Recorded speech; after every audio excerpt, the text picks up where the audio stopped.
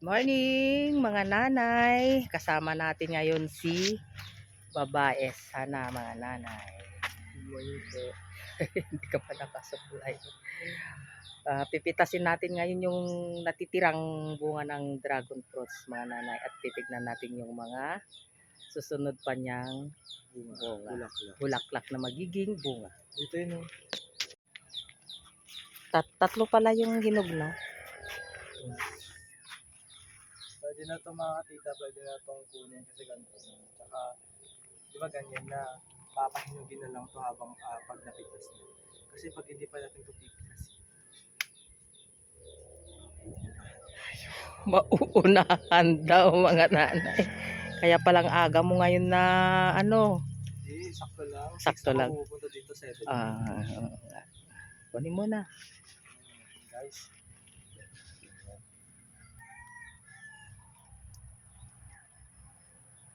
Sana kumuha ka ng ano. Hirap sabihin. Oo nga, yung kutsilyo.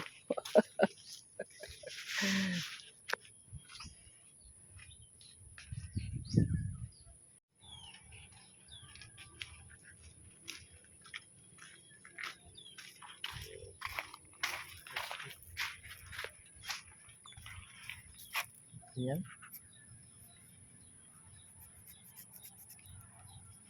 Yan kasi, no? Tapos yan. Ibagay mo kay Penggay yung isa, ibigay mo kay Tina yung isa.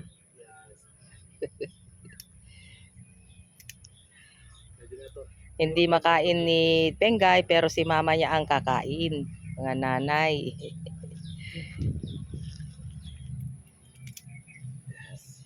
Wala nang kwan ito, bulaklak. Wala na no. Oo. Yung dito. Ito yung madami. Yan. Yan. So yan, mga bulaklak niya mga nanay. Meron pa dito sunod-sunod. Yan. Ito yung madami. Sa 2, 3, 4, 5. Ilan? 5, 6, 7, 8. Hindi, dito dyan. Madami. Diyan sa baba. Sana mabuhay din lahat yan. Yung mga bulaklak lang huli. Para meron na naman para kay sa mga baby natin. Lago-lago na ng ating mga bagumbilya mga nanay. Hindi ko na yan ikakat para pag mamulaklak, madaming bulaklak. Pupunta ako ngayon sa bukid kahit medyo umuulan. Kaya pwedeng pumunta doon. Magdala na lang ako ng payong para matignan at tanggalan ng damo yung mga gulay natin. Saka itong mga kabuti natin mga nanay, hindi na namin na i-video noong kumuha kami kasi inulam namin mga nanay dahil gusto naman tikman ng mga bata. May tanim tayo dito mga nanay na yung siling pang sinigang. Lalagyan natin ng supporter, yung kahoy. Tutusukan natin tapos itatali natin para matibay na mga nanay kasi parang may darating na nagsisimula na yung bagyo. Mga sili, may bunga na. Malapit na tayong mamitas mga nanay. Ito mga nanay ay yung tanim ko noon na kung naalala nyo yung nasa baldi, ulatan na tanim ko na may bunga na 6 na binini ko. Ito na ngayon mga nanay. Yan, nilalagyan ko na ng kahoy para mas matibay kung halimbawa na mahangin, para hindi mabali-bali mga nanay o kaya'y matumba. Saka dito naman yung mga tanim natin na sili na maanghang. Ito mga nanay, may mga bulaklak na rin. Yan.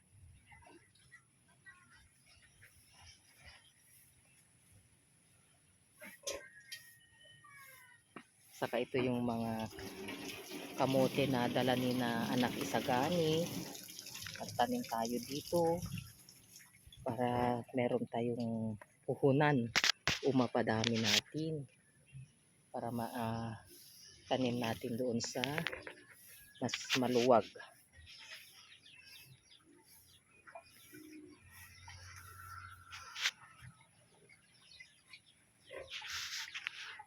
Nagtanim din tayo ng kangkong dito sa may gilid ng hagusan ng ating tubig. Malinis naman ito mga nanay. Kaya hindi naman anong kainin. Pinaghugasan lang naman ito ng mga pinggan at saka yung labahan.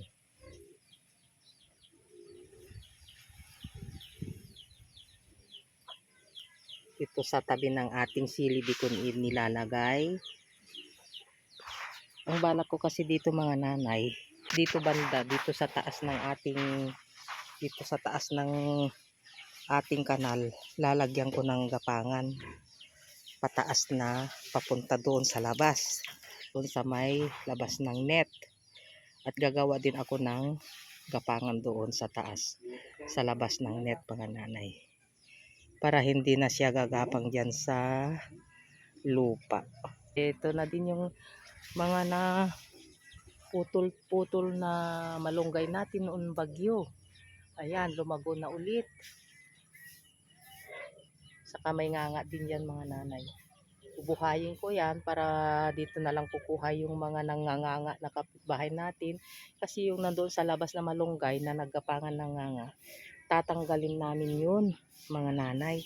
Kasi sabi nila masama daw yung malunggay na nasa harapan ng bahay. Hindi, wala naman masama kung susundin natin yung mga sinasabi ng mas matanda sa atin mga nanay. Hindi na tayo makapunta sa bukid mga nanay kasi lumakas na yung ulan. Kaya dito na lang tayo sa bahay. Maglalangis na lang kami ni Tatang habang hindi kami makapunta sa bukid. Yun na lang ang gawin natin mga nanay kasi kailangan ni Sabit yung langis ng nyug pag nanganak na siya kasi manganganak na siya sa mga first week ng September mga nanay. Si Sabit, si Tina, saka si Pinggay, bigyan din natin. Saka yung gagamitin na rin natin mga nanay kasi naggagamit ako ng langis ng nyug sa buhok mula noon hanggang ngayon mga nanay. Kaya dito na lang tayo. Ating lalangisin. Si Tatang palang maglangis mga nanay kasi pag ako ang naglangis, kunti lang ang langis mga nanay. Di ko alam kung bakit. 7 nyug ito mga nanay. Ako na lang ang nagkayod, si Tatang na lang ang magluluto ng langis. Saka lulutuin na rin natin ito, yung shell ng yung inulam ni na Kapangil Dix kagabi mga nanay. Lutuin natin kasi ito sayang. Lilinisin natin ito. Tatanggalin natin yung shell niya dito, tapos yung mga balahibo niya dito mga nanay, tanggalin natin maigi. Tapos papalambutin. Pwede itong gataan, pwedeng adobo, pwede din yung lutong kaldereta mga nanay. Kaya yan, yun na lang ang gawin natin mga nanay kasi ayan na oh, umuulan na, hindi na talaga pwedeng pumunta pa sa bukid. Lalo na pag ako'y pupunta ako lang kasi si Tatang hindi naman siya may makapunta o makasama sa atin kasi may pupuntahan siya. Dagdagan pa natin. Ha? Dagdagan pa natin, kunti lang yun. Yung nyog? Oo. Dagdagan daw natin yung nyog mga nanay, kunti lang daw yun.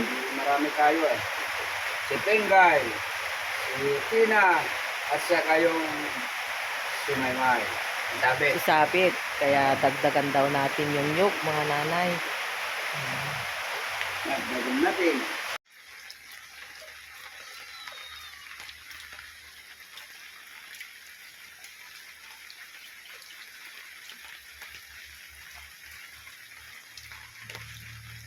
Ito na yung Ano bang tawag na dito, tatang? Yung Ito ang... coconut oil ano. Oo, coconut oil yung langis niya. Latik, ito. Ito na yung latik mga nanay. Naluto na ni tatang.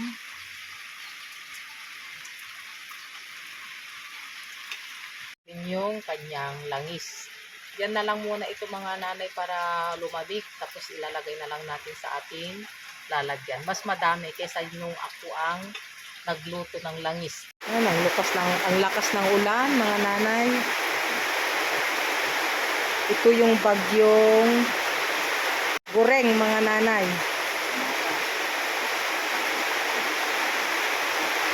Hindi pala palkon, Gureng. Ito na mga nanay, konti na lang. Ilang oras itong nalinisan, mag-4 na oras na yata. Meron pa dito mga nanay, konti yan. Ganyan ang itsura ng tinanggal natin. Yung mga shell niya. Ayan, yung natanggal doon sa likod niya, mga nanay. Saka ito na yung nalinisan. Tapos, huhugasan ng maigi ito, mga nanay, saka lulutuin. Kasama natin si babae. Sana na naglilinis, kaya medyo madali yung paglinis.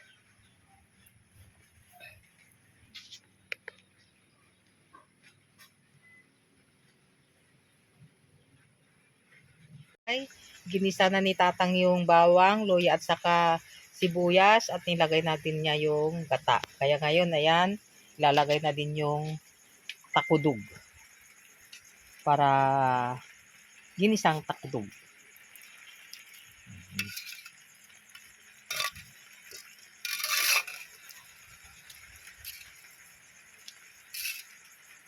Tapos lalagyan na ng asin.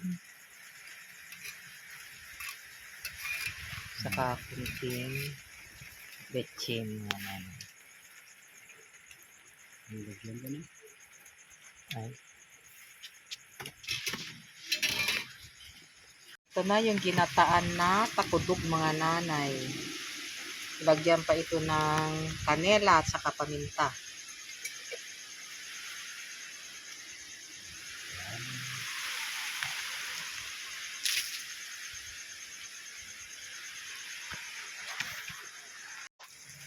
Ayan, yung pinaglutuan ng gatang takudog, doon yun din ang pinaglutuan ng adobong takudog.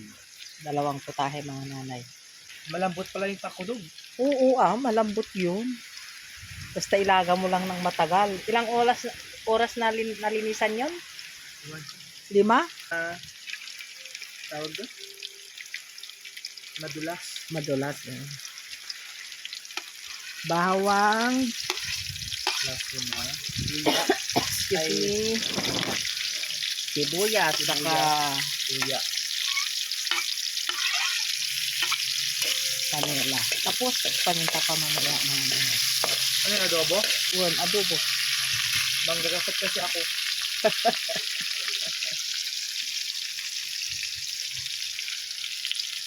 Taga-ilaw si Janmar kasi medyo madilim dito.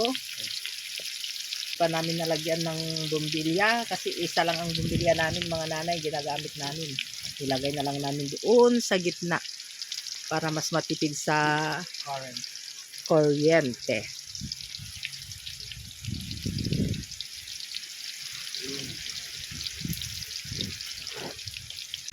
So malambot at saka medyo madulas.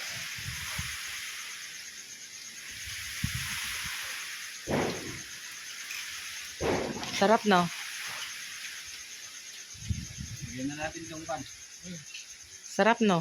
Para siyang ano, Ano? tawag doon? Bisukol? Bisikot. Anong tawag sa Tagalog yung bisikot? Kuhol. Ay, kuhol. Kuhol. Pero mas masarap sa kuhol. Hindi, mas masarap ito.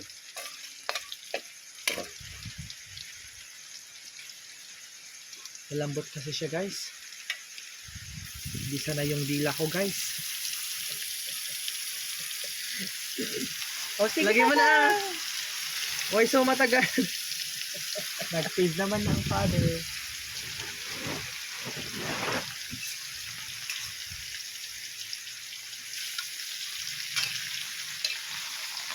Kunin mo na yung kwan, toyo.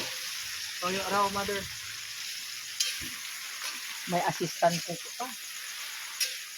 Ano, asin, Para matuto lang kayong ano. tauyo, ano pa?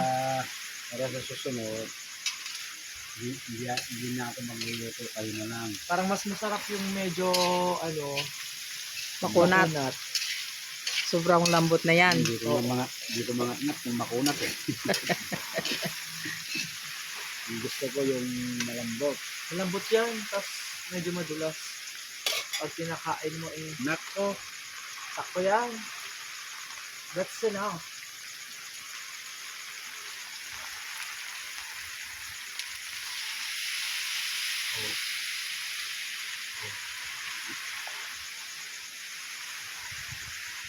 Girls with a girl, with a girl.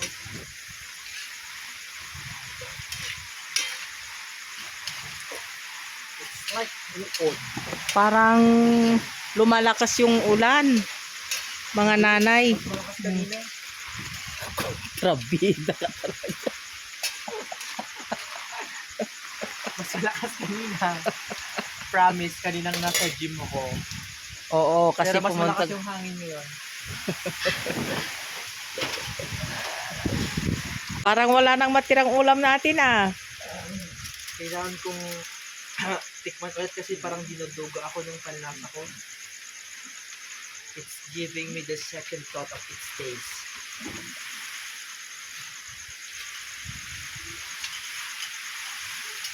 Masarap. Sabi ko na eh, sarap eh. Sarap yan.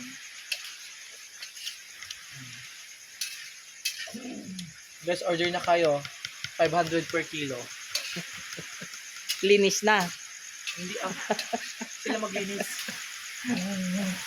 Hirap maglinis. 1.5. Ang tagal maglinis. Inabot ng 5 oras.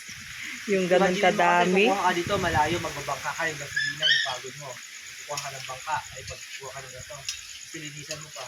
1.5 per kilo.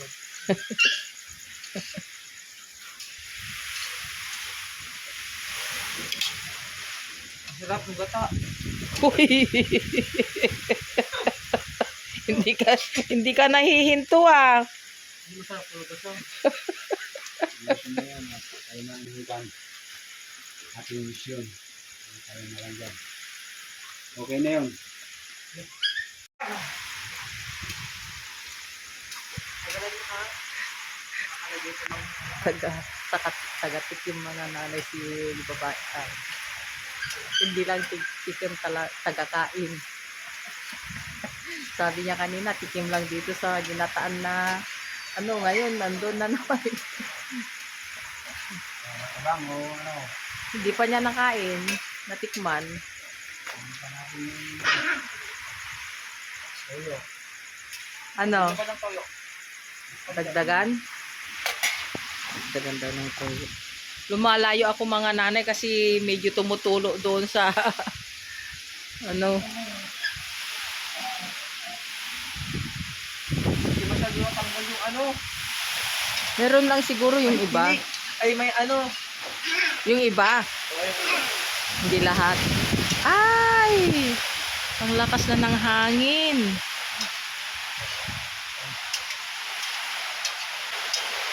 Kuha na naman ulit. Nice. Promises. Sarap. Ayan, hinango na ni Tatang. Saan? Luto na.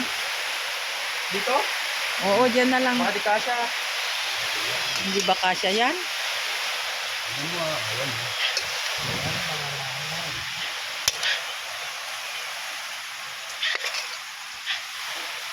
Naaway ako yung puso ko. Oh. Sarap. Sarap na.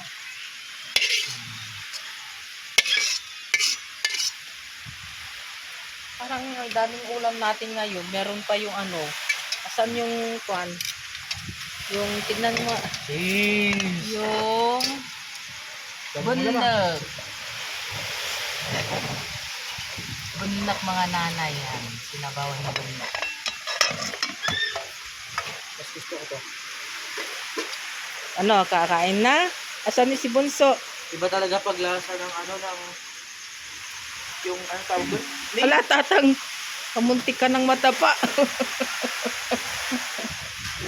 Iba talaga lasa ng ano guys, ng yung gata na galing talaga sa buong. O, kesa yung sachet. Sa artificial. Oo. Kain na tayo. Saan na si Bunso? Tawag na. Yung pusa ko inaaway. Kakain na sana mga nanay pero papasok na ng tubig doon sa may pintuan kaya lalagyan muna ng sara. Ano po bang? Diyan eh.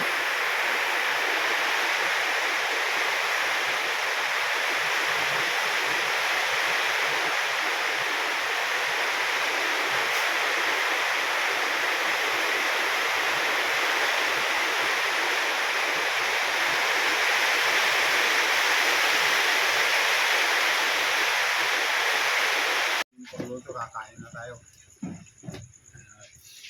Dahil matagal na akong hindi nakatikim ng ganito. Mga kalahating taon na ata siguro. Kaya delikado ito, baka maubos. Oh, sarap ah.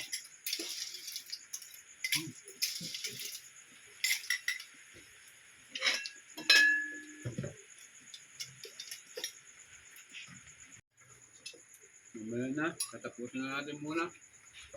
Babay mga kananay, kakain na kami, kain na po tayo. Salamat sa panonood. At walang tawang pagsuporta sa aming channel. Bye-bye. Thank you po. Don't forget to like, comment, share, and subscribe. Kain na po tayo. Thank you po ulit. Yan, bye-bye mga nanay at tatay Kapangil.